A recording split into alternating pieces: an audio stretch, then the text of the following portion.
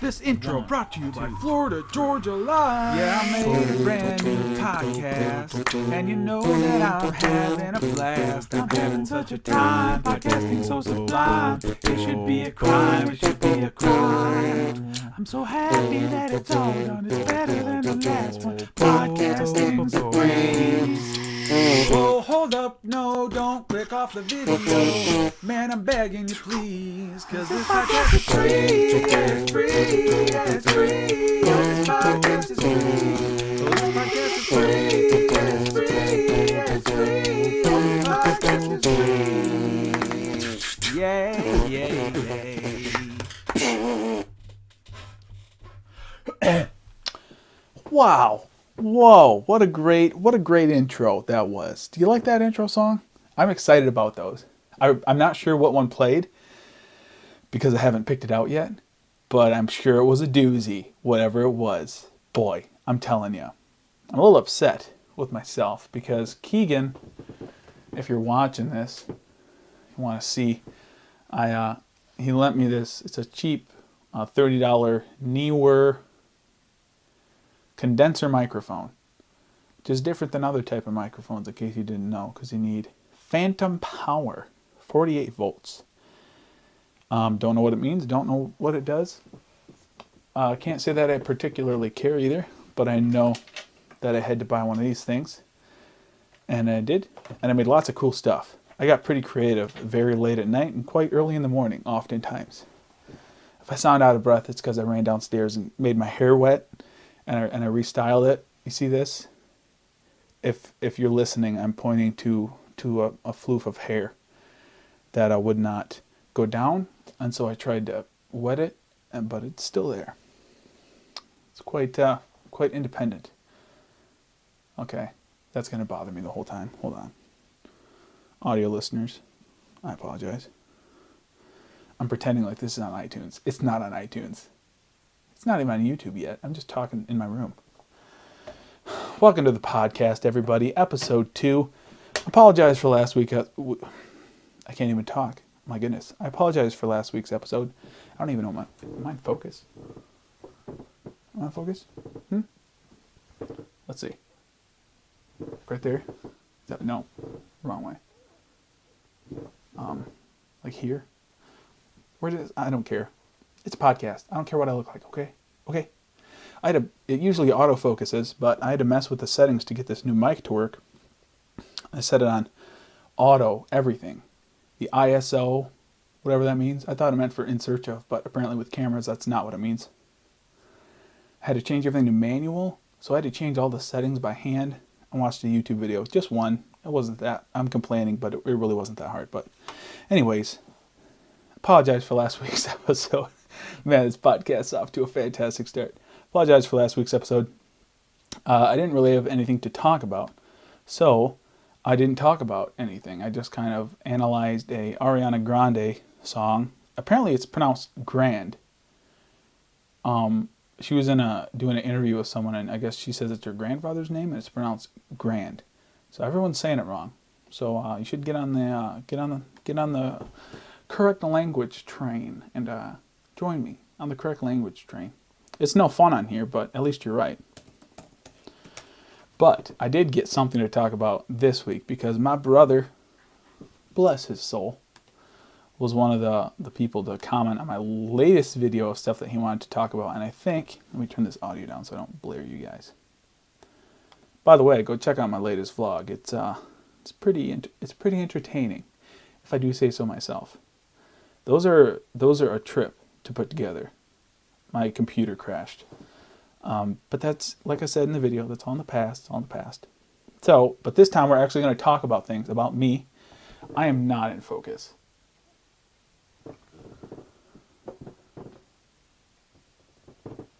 Oh my gosh, this is the worst podcast ever. Okay, guys, I apologize. I know this is the worst. I'm going to try and switch this to manual or autofocus. All right, find my face lens. Okay. And now go back to manual. Yeah, there we go. We got it, guys. We got it. I tricked the camera. Anyways, welcome to the podcast. This is the Constantly Gets Off Track podcast. I'm your host, Haven Dip. What's that over there? Goodness. Thank you, Zach Dez, for giving us this question. I'm making fun of him. This is my brother. He changed his name to Zach Dez.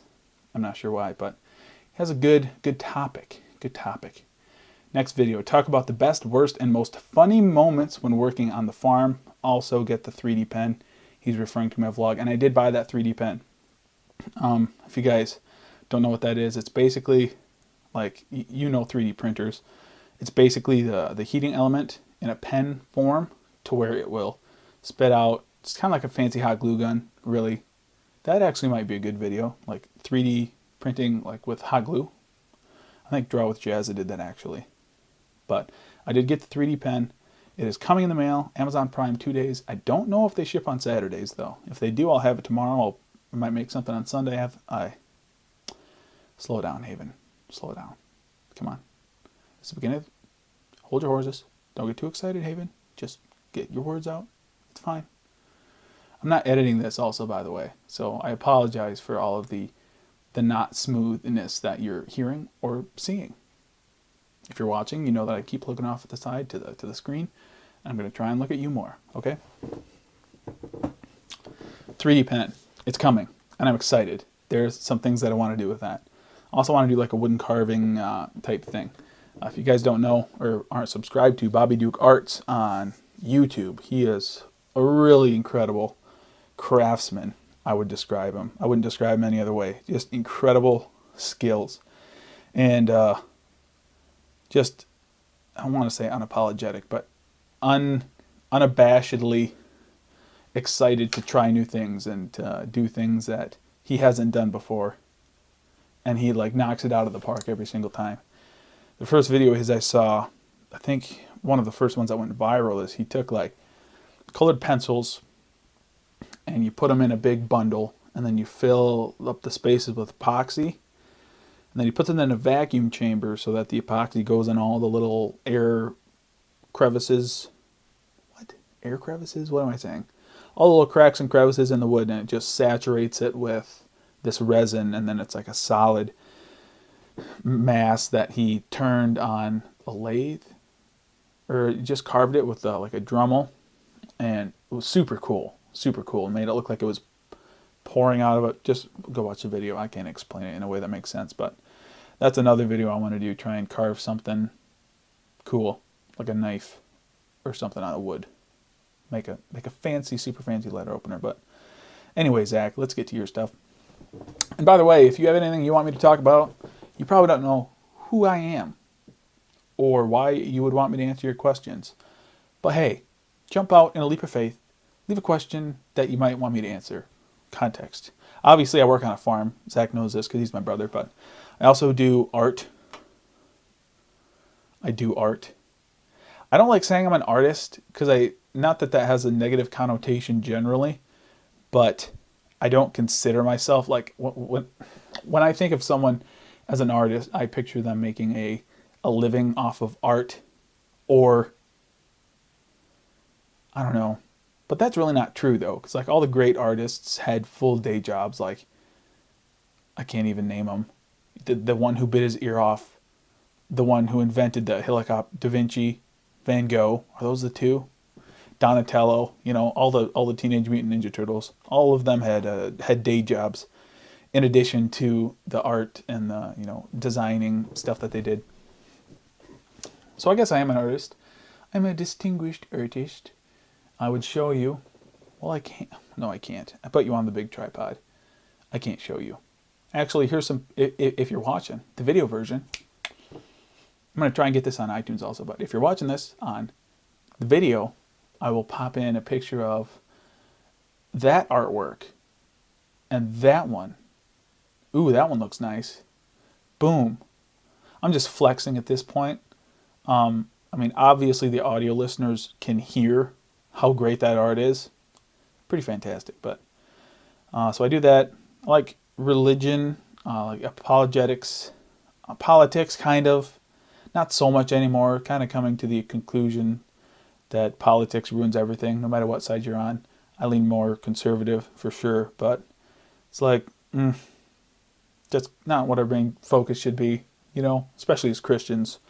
So I was kind of getting, not sick of it, but it's just kind of getting exhausting, honestly.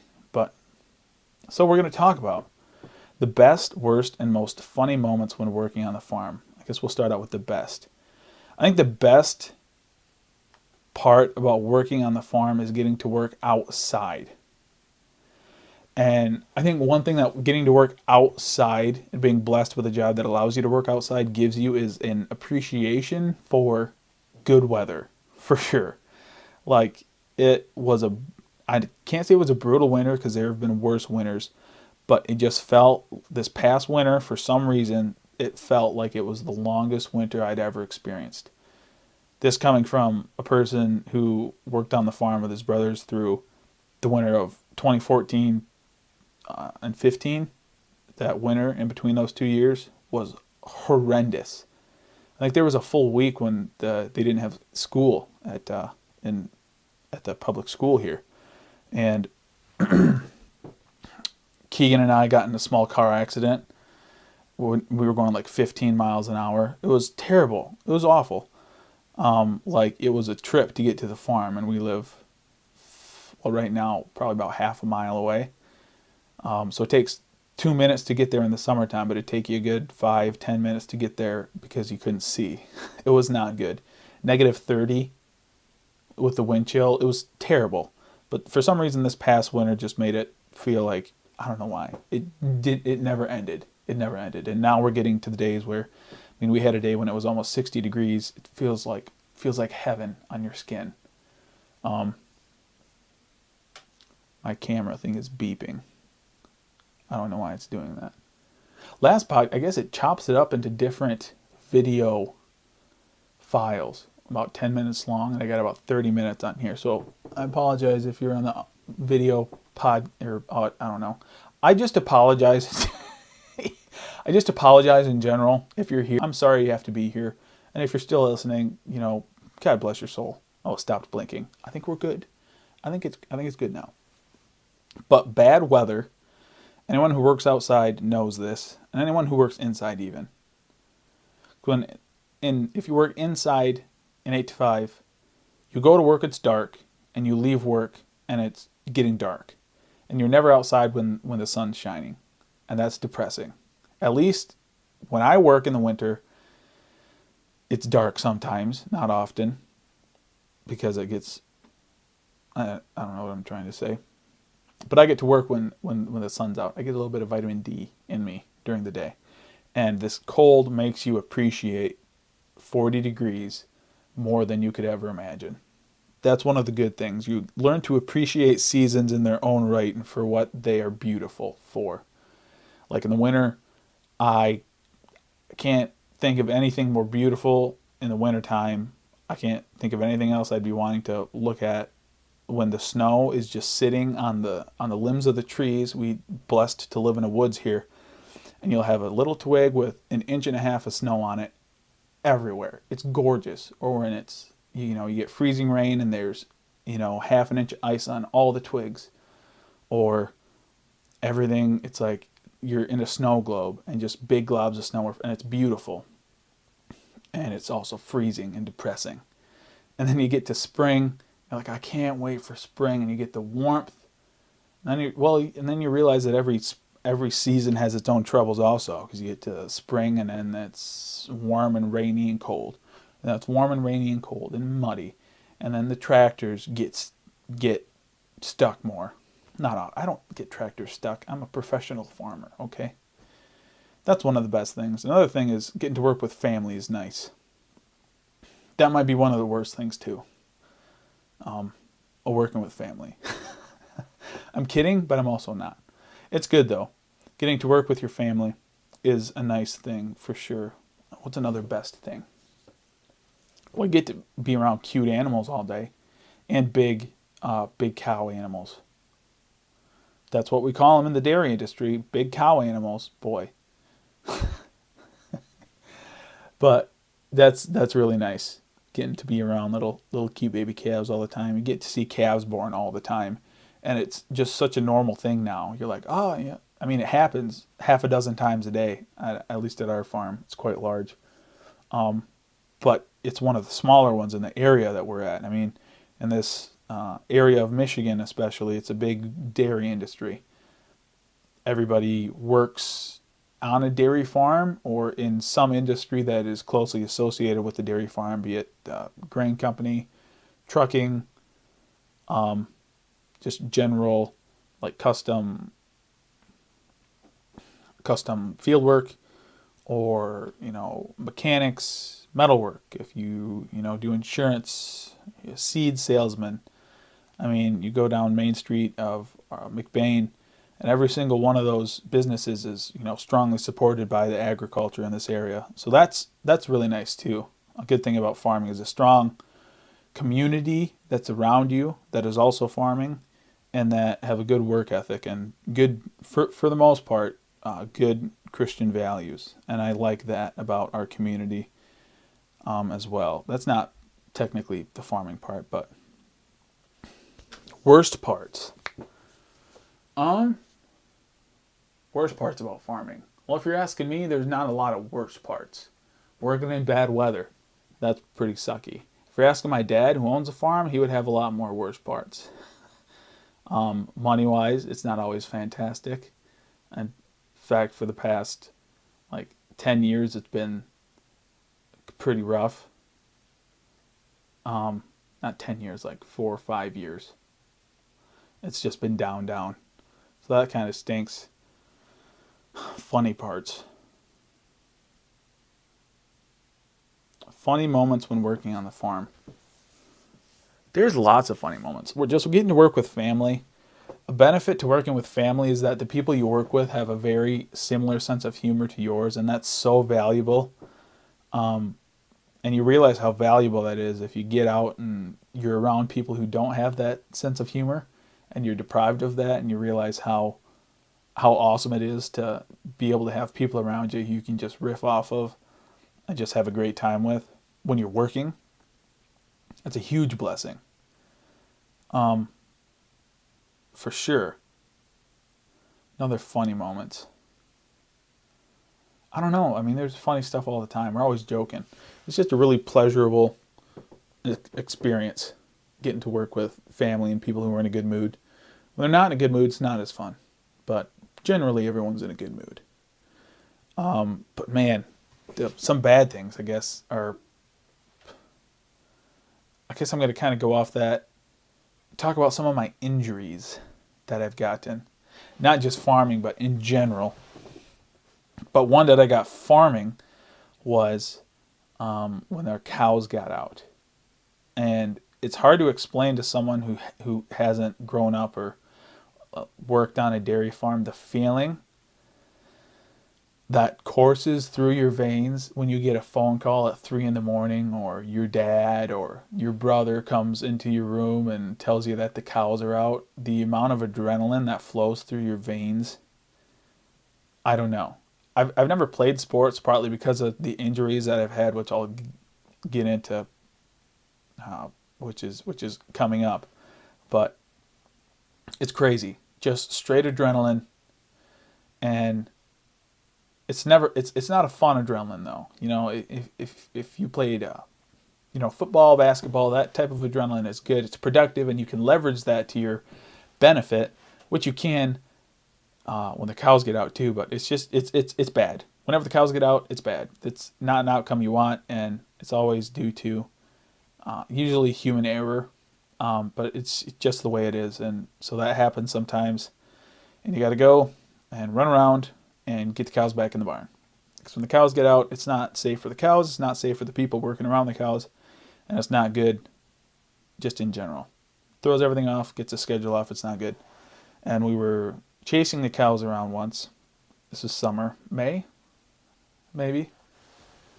And I am running, trying to cut these cows off. They're running down a barn. This barn runs east and west, and there's a feed alley, which just means that it just funnels the cows just logistically from one side of the barn to the other, And so they're running through this barn. So if I can get to the other end before they get there and stop them, then they're trapped in the barn. Then I can, shut the door that's on that side and go somewhere else to cut them off. The first step of getting the cows in after they get out is to first keep them from getting out more. So shut the gate that they came out of, and then contain them in an area where you can get them back in the barn, and then you proceed to, swing gates to whatever group they go in, and then you get them back in the barn. But so at this point, we're just trying to stop them from spreading out, right? So I'm going to cut them off, these cows out, running down the barn, and I do this move. And if you watch action movies, you'll know exactly what I'm talking about. But when they're trying to act cool, when the bad guy's running and they're running down the sidewalk, running up to the street, and a car screeches to a halt in front of them, and they do what I call a hood slide, right? They lift their legs up and slide on their butt across the hood and hit the ground running on the other side and just keep going like a bullet. So in my head, that's what I was going to do. So I'm running around the end of this barn, and there's a big cement block, like a cement wall there that I got to hop over. And in my head, but only in my head, I saw myself doing it, and I think I could do it. I'd been working a lot that summer. I was in a lot better shape than I used to be. I had lots of stamina, and so I tried to do it. Did not work. Land on the other side, and my leg looked like a Jello log. Oh, what had happened is my kneecap, or my patella, for all you nurses out there and other people who know what bones are. My patella had slipped off of my knee to the left, and so my knee looked bad. If you're watching, I'll put a picture up. If you're watching this on YouTube, I apologize, guys. I'm rubbing my eyes right now. I'm a bit tired. It's kind of late, but if you're watching, this is what it looked like. Not good. Not good. In fact, bad. I would even say that it was bad. And it turned out, and so this, in my head, I'm like, ooh, this isn't good. Somehow my body just knew how to put it back how it was. And apparently my mom has told me that she was very grateful for that, because if it wasn't for that, if it wasn't for me putting my kneecap back in the place it was supposed to go and making my leg generally straight again, it would have costed a lot more money. But Keegan comes over and says, "Are you okay?" And I'm like, I honestly can't remember what I said. He goes to get his pickup, give me a ride. He's thinking, okay, that is not normal. That's a hospital problem right there. And so he goes to get his truck. I put it back into place and proceed to convince myself that it's not a big deal. I'm like, I just, it twisted it bad. I just twisted it bad. My kneecap. Turned out later, I broke my kneecap in half vertically. A third of my kneecap off on the right side, because there's two muscles. Like if you were to take a marker and draw a ring around your knee from the front to back, like around the back of your knee, around the side up to the front, there's muscles on each side that hold your kneecap in place. And when it went off to the left side, a piece of my patella broke off on the right side, and it tore that muscle on that side quite a bit. But I'm thinking, of course, I had the adrenaline not only from the cows getting out, but just having my leg dislocated and my kneecap being broken. And so this adrenaline coursing through my veins is numbing most of the pain. And so I proceed to stand up, walk around on it like it's a bad twist in my knee, and get in Keegan's pickup. And I say, I'll be fine. All I have to do is get the fresh pens bedded up. I'm like, I got to get these cows fresh bedding. I can do that quick, and then I'll go home, and then I'll ice it. That's what's, I'm trying to think, best case scenario. It was a bad scenario. But he drives me up to the spreader tractor, and I proceed to climb up onto the tractor with a broken kneecap and a torn meniscus. Is that what it's called? I think it was a meniscus. And bed this fresh pen. I go in, I go out, put one square bale worth of straw through the bedding spreader, and I get out, and I feel nauseous at this point. And I've never had nausea from pain before. And before this had happened, I'd had I'd had 3 knee surgeries. I'd had 3 knee surgeries on my right knee for a completely different thing. This was, and it's pretty good now, pretty fine. It's at like 100%, I would say.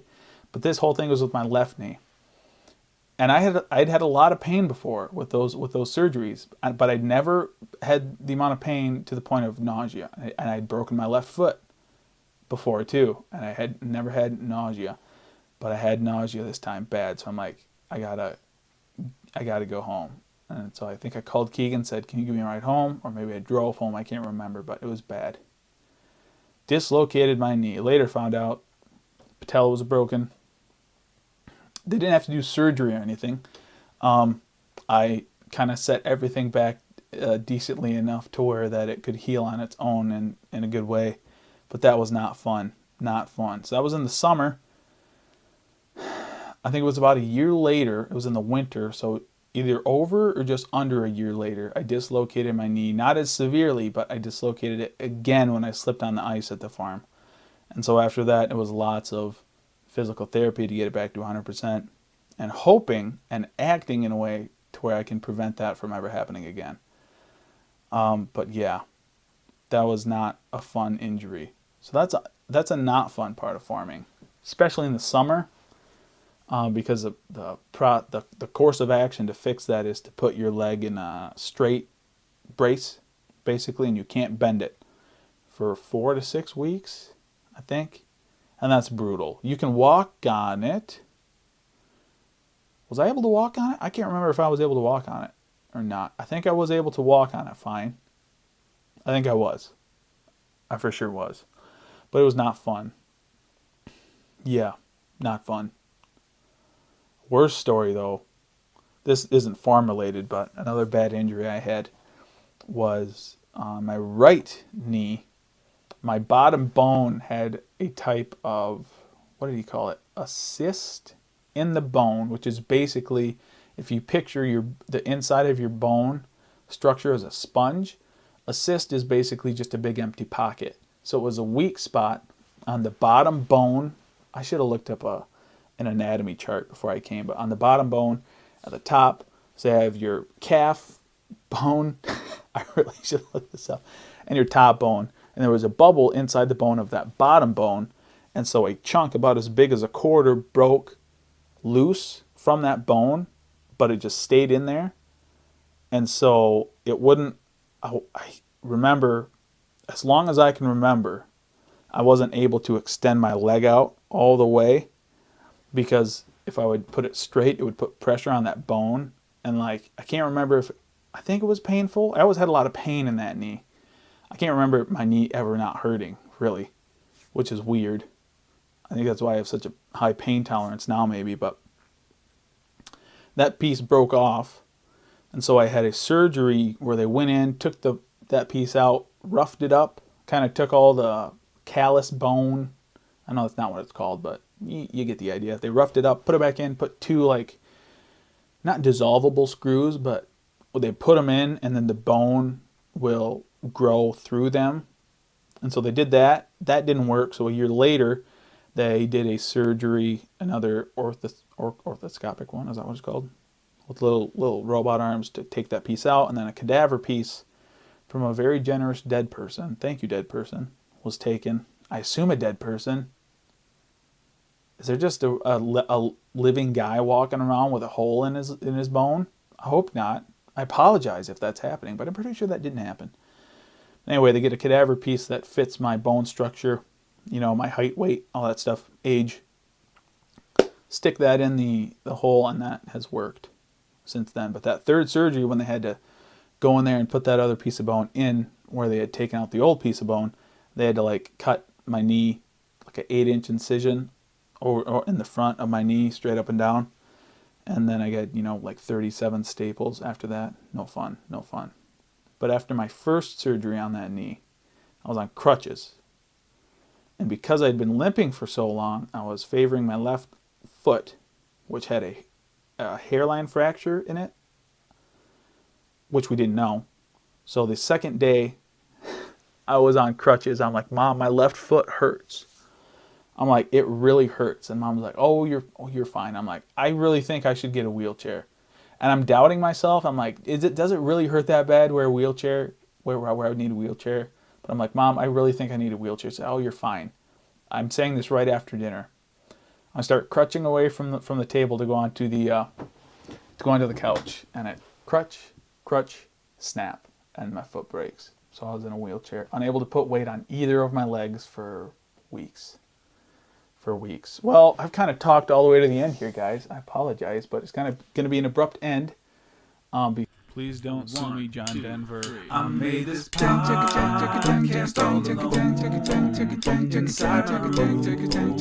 Inside my home. Leave your questions in the comments. On the next